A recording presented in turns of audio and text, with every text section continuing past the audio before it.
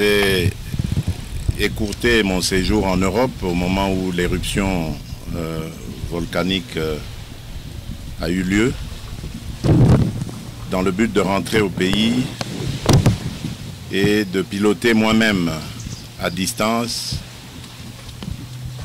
la gestion de ce drame. Et à ce moment-là, nous avions décidé, j'étais encore en Europe, ensemble avec le Premier ministre, de déléguer très rapidement une délégation ministérielle qui allait venir s'enquérir de la situation et ensuite de faire rapport, ce qui a été le cas. Et à partir de ce moment-là, il fallait gérer donc la crise. Je crois que ça a été fait de fort belle manière. Je profite de l'occasion ici pour féliciter le gouvernement de la République démocratique du Congo, mais ensemble aussi avec tous les humanitaires qui ont tout fait pour être là. C'était pas évident. Les aéroports nationaux étaient fermés dans cette région.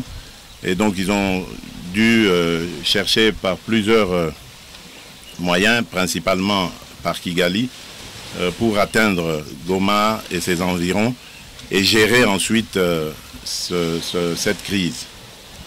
Et donc, comme je l'avais dit, comme je l'avais annoncé, je suis venu moi-même pour voir ce qu'il en est, parce que là, nous sommes à l'étape du retour des déplacés. Donc, c'était très important d'être là pour déjà ne fût-ce que leur apporter la consolation nécessaire, le soutien nécessaire, et surtout la promesse que l'État ne les abandonnera jamais. Donc nous sommes venus les écouter et essayer de voir aussi quels sont leurs problèmes. Parce que beaucoup ont perdu des biens personnels, ils ont perdu des maisons. Et donc il faut très vite s'enquérir de la situation, de l'étendue de cette crise pour ensuite essayer de trouver des solutions. Mais comme vous le savez aussi, et Madame Tina Salama l'a souligné, ceci est arrivé en plein état de siège.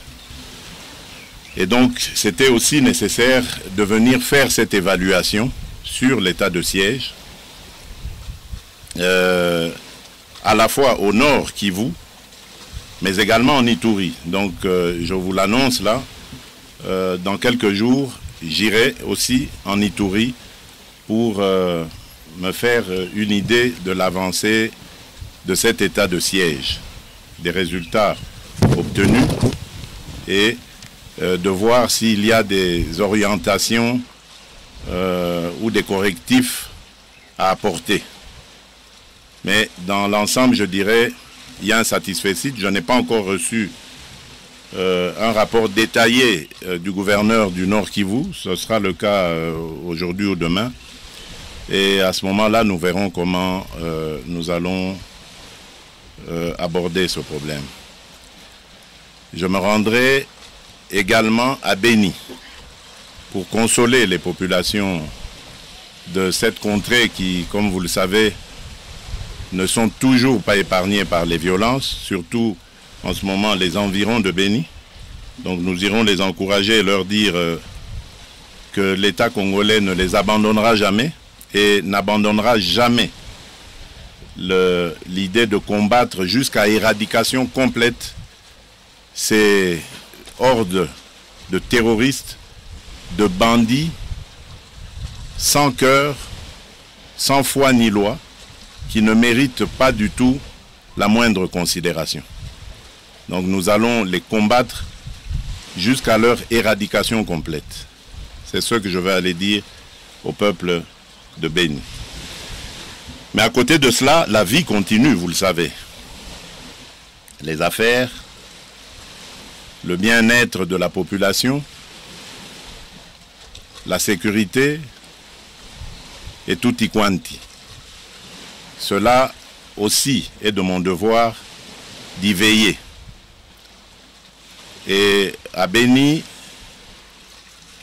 de Béni, je me transporterai vers Kasindi, où je rencontrerai mon homologue ougandais, avec qui nous venons de conclure un accord pour la construction d'une route qui partirait d'Ouganda, en passant par Kasindi, pour venir jusqu'à Goma. Cela, je crois, contribuera aussi à la recherche de la paix et à l'éradication de ces groupes armés qui, pour certains,